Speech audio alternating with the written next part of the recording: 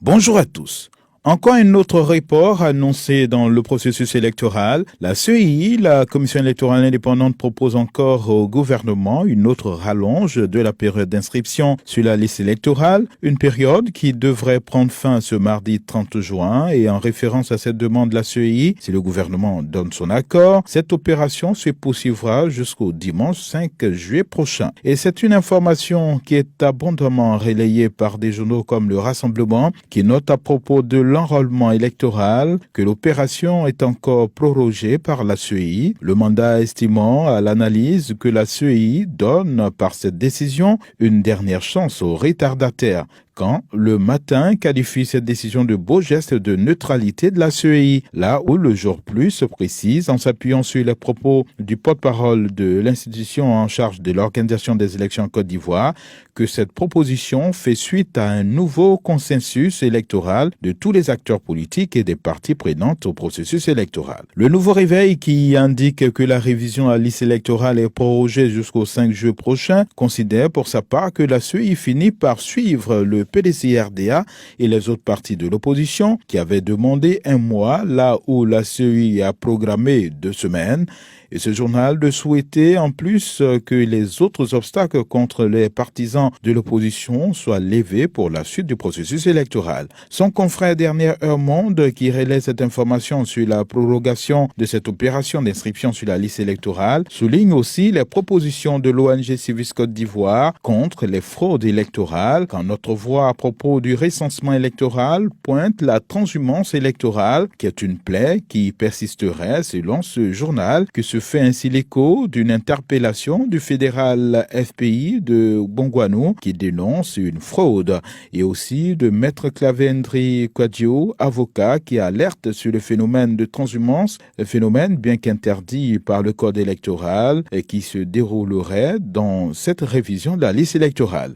De fraude électorale, l'hebdomadaire satirique L'éléphant déchaîné en fait un dossier qu'il intitule « Les différents visages de la fraude électorale ». Ce confrère s'appuie notamment sur le constat de l'ONG Civis Côte d'Ivoire. L'autre centre d'intérêt de la presse ce mardi, c'est l'actualité politique, et des journaux comme L'Expression parlent notamment du RHDP, et ce confrère se fait l'écho de l'optimisme de Deli Mamadou, délégué départemental de ce parti à Biankouma, lui qui affirme que leurs adversaires seront écrasés dans le Tonkui parce que pour lui, une élection se prépare et le RHDP est en train de préparer cette élection de la manière la plus rigoureuse possible. Ce proche de Mabry Touakeus, le président de l'UDPC, précise néanmoins qu'il n'est pas en conflit avec son mentor. De la région du Tonkui, le Matin en parle aussi, notamment de la localité de Zouangien où, selon ce journal, un maire UDPC aurait tenté d'empêcher une réunion RHDP.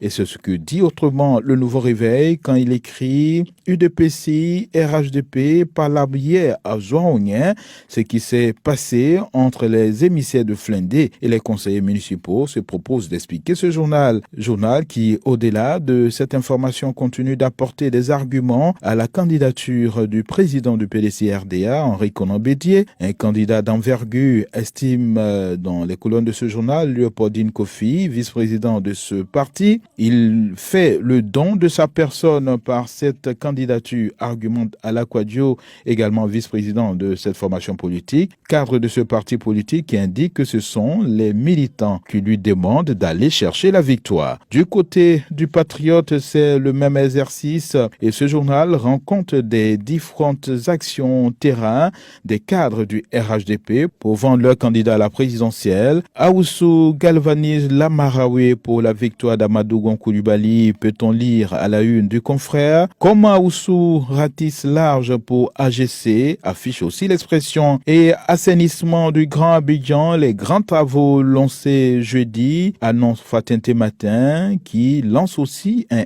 SOS pour le centre sourd-muet de Biabou, victime de fortes pluies sur Abidjan. Le Jour Plus à propos des récentes inondations à Abidjan, photo à l'appui dénonce l'incivisme de certains certaines populations qui défient la mort, regrette ce confrère. Santé, lutte contre la COVID-19, Notre Voix et l'Inter se font l'écho d'une grève que projettent les techniciens supérieurs de recherche de l'Institut Pasteur. Les résultats des tests de la COVID-19 suspendus dès le 6 juillet prévient notamment l'Inter qui attire l'attention sur les conséquences de cette grève annoncée. Enfin, et plusieurs journaux en parlent dans leurs colonnes, le cinéma ivoirien Tendeuil, le comédien Lance Touré est décédé.